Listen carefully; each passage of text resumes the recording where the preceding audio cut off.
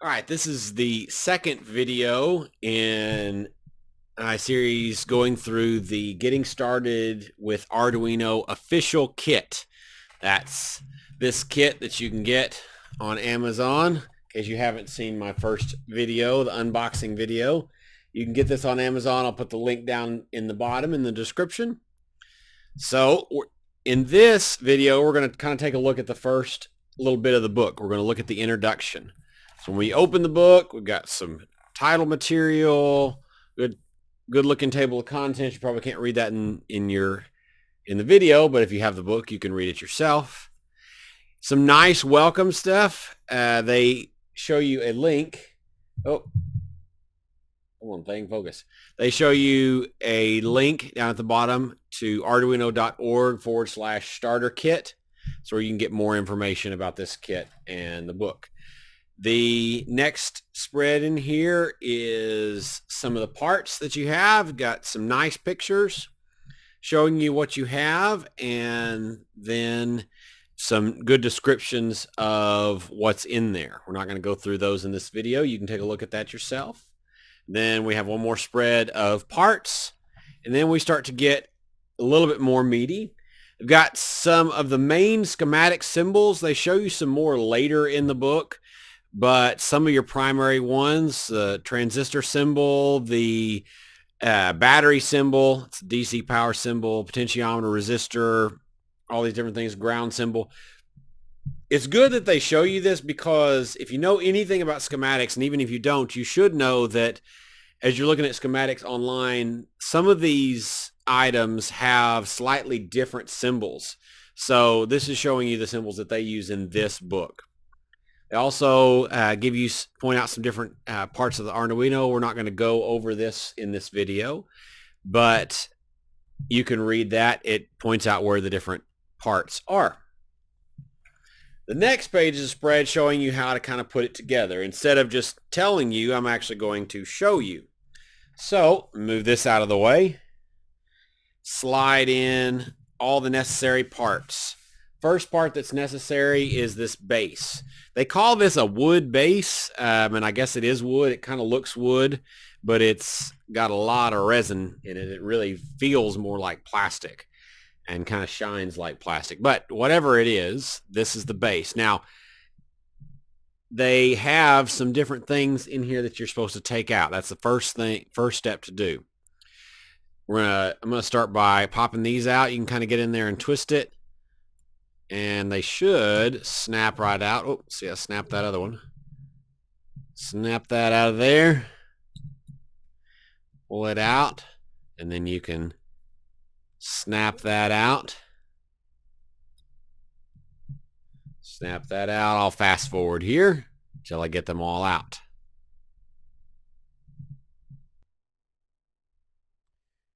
Okay, we're back. I was going to show you that it is really handy to have a pair of flush cutters to trim off some of the flashing if you want to do that. Of course, you don't have to do that. You could leave it. But I trimmed off most of the flashing. I trimmed it off of these pieces.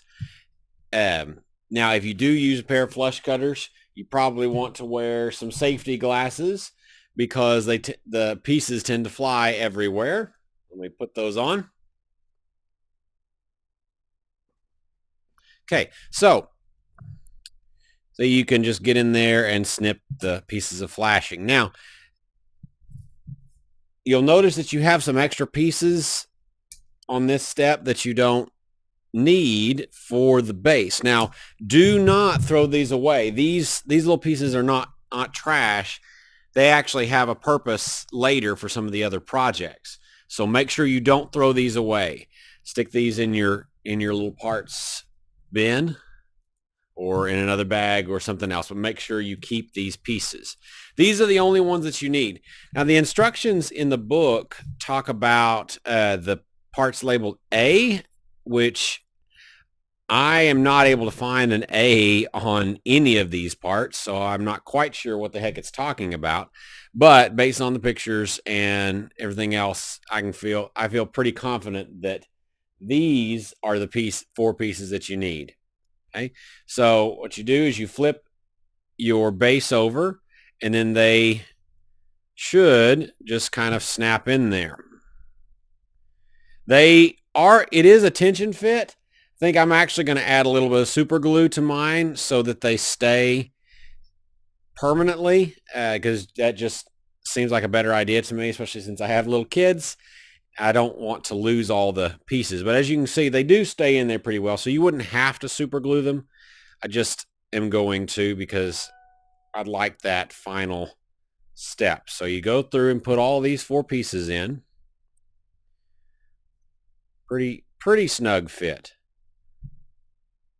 And then it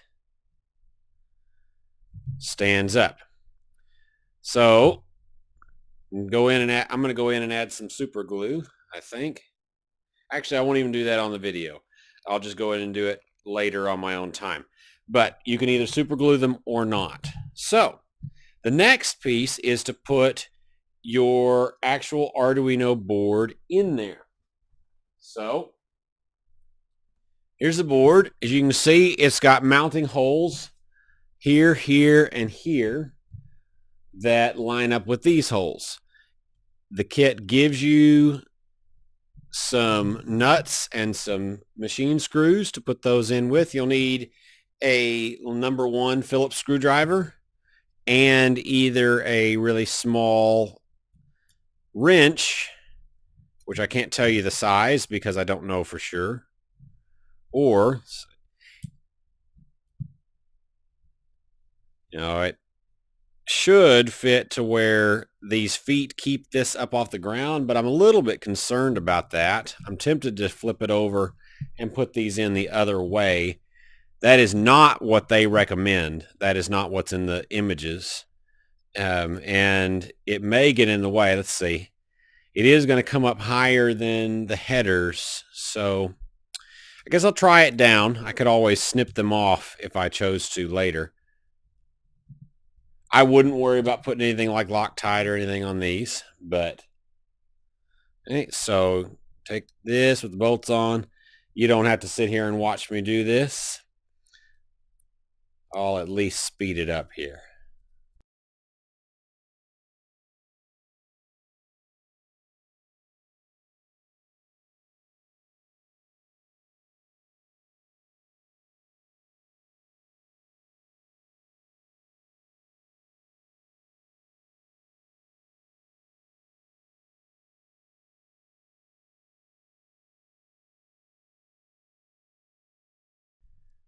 It is really important when you go to tighten these little screws on that you do not over tighten this, because you could fairly easily crack the PCB here.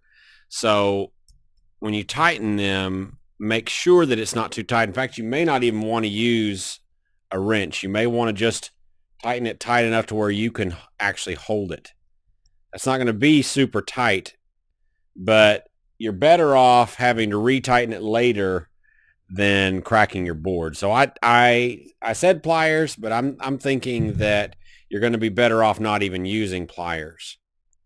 Seems like the feet do a good enough job of keeping this up off the table. It's hard to tell.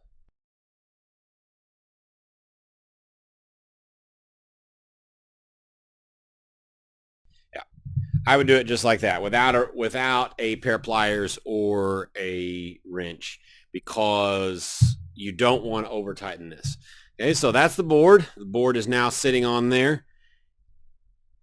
It's hard to tell if the rocking is from the screws, or I think it's more because this whole board is just a touch warped.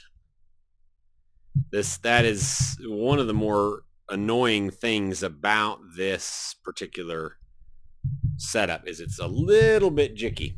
Okay, after you put the Arduino on there, you're going to want to get the breadboard box. You're going to want to pull out the breadboard.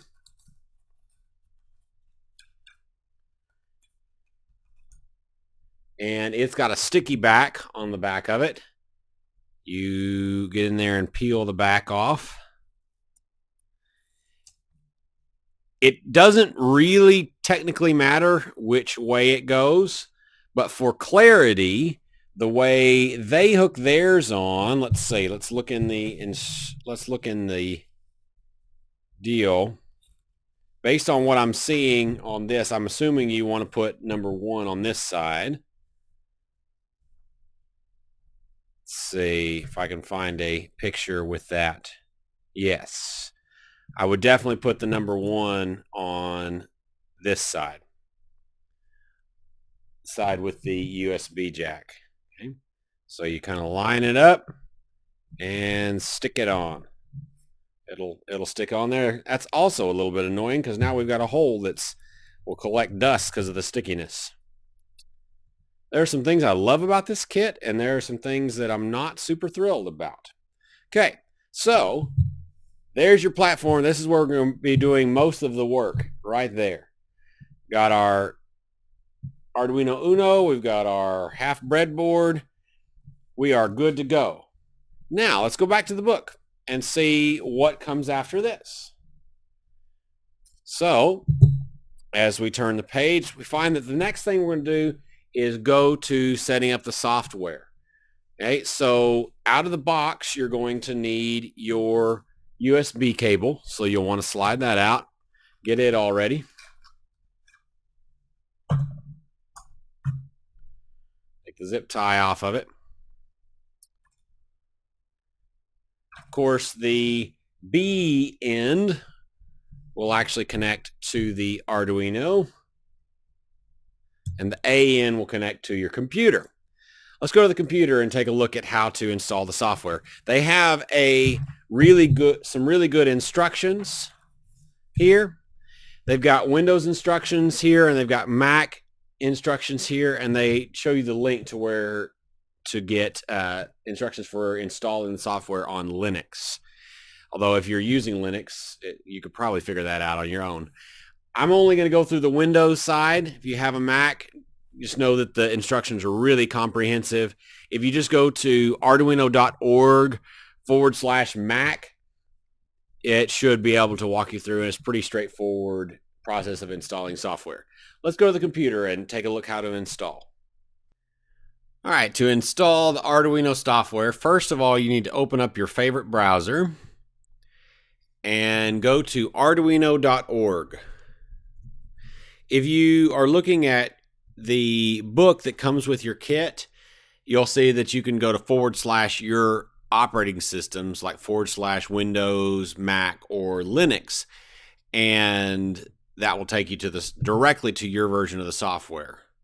But I thought I'd show you how to get there just from arduino.org because that's easier to remember.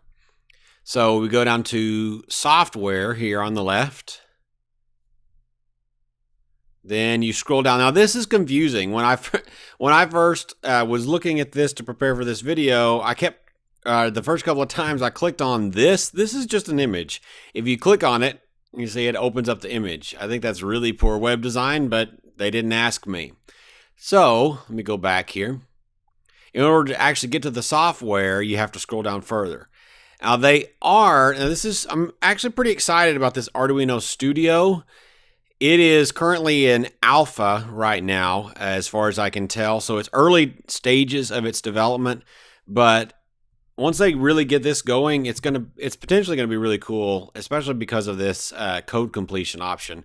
The regular Arduino IDE is kind of archaic at this point and a little bit annoying if you have any programming experience, but it's still a great place to learn.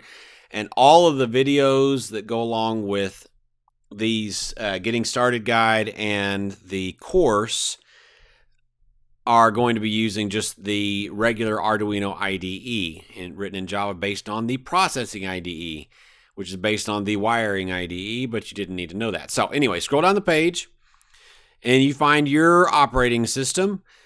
Get Windows. Now, they do give you the option of just getting a zip file if you do not have administrative access, which is handy.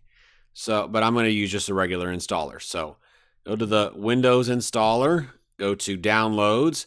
You can see that I've already downloaded it. So I'm just going to click cancel. You click save. And I'm going to open my downloads folder. and double click to run it.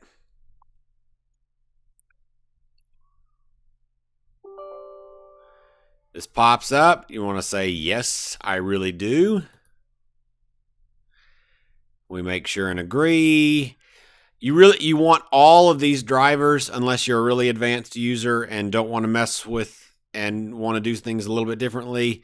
You want to have all this done. So keep all these checkboxes checked. Hit next. I'm going to keep it default. Hit install. Come back in a few minutes when we have to make another decision. All right. When the initial installation is complete, the device driver installation should pop up. This is the driver for the USB to serial converter. Okay, so you want to install that. So I'm going to hit next. This is going to pop up. You want to say yes, so I want to do all of this stuff. When yours comes up, it probably won't say it's already installed. I've already installed these drivers before, and so I can just say finish. Yours will pop up and I'll have to install those drivers. Now, this will pop up. If you've used older Arduinos before, you probably installed the FTDI driver. They're now using the Atmel USB driver. I'm not sure how I feel about that, but that's what they're doing. So you want to make sure to install that. We want to agree and click install. This will take a few seconds or minutes and install those drivers. Once it's finished, it'll come up and say setup successful. You'll click close, and it should say completed, and you'll click close. Out when you look in your start menu or your programs, or you can hit Windows S and search for Arduino. Oops, because I can type Arduino, it should come up and you can open it up. You can go ahead and plug in your board into the computer. You'll get the indicator sound. Now, what should happen is it should automatically recognize it. Now, that kind of remains to be seen what will happen. Let's go and look at under Tools. And if you look at Port, you'll notice that it has discovered the Arduino Uno. If this hasn't happened, then you may have not installed the drivers properly. You also may try, before you do anything else, restarting your computer, see if it repicks up the drivers, or you could just close just the Arduino software and reopen it up. Okay, so make sure that is selected on the COM port 4. The board should be the Uno. That is the default because that's what we're using. Excuse me. The Arduino Uno is the default. We shouldn't have to change the programmer. This is what we're using. So you shouldn't have to touch any of that because all the default settings should work. If you're having trouble connecting to your board, you might try looking under the port and make sure you have the serial port connected. Especially if you're using Linux, I've found sometimes it'll be finicky and select some non-existent serial port. Okay, so make sure that's selected. Now, you'll notice on my Arduino that the little LED that is connected to pin 13 is blinking right now because it comes preloaded with a blink sketch. I'm going to upload this blank sketch. To upload to the board, you hit the arrow right here. When you upload, it automatically recompiles and verifies, so you don't have to hit the check mark and verify your code each time. You'll notice that now it just kind of sits there. Nothing really happens. It's just kind of hanging out. If I go into File and open Examples, I can go to Basics and Blink. Then you see I have a sketch that comes down here and turns the LED pin on for 1 second and then off for 1 second. I can upload that, and you should see the LED start to blink once it's finished.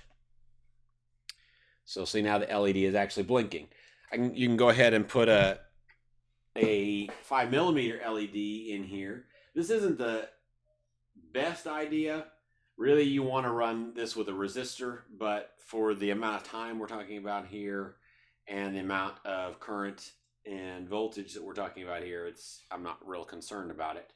So you can see that that's going to blink the LED. If I go back and upload this blank sketch or blankish sketch, should change. When it's uploading, you'll see that flash, and then the LED is off. So if all that works, then your board is set up correctly, you have the right software, and everything's happy. I'll see you in the next video.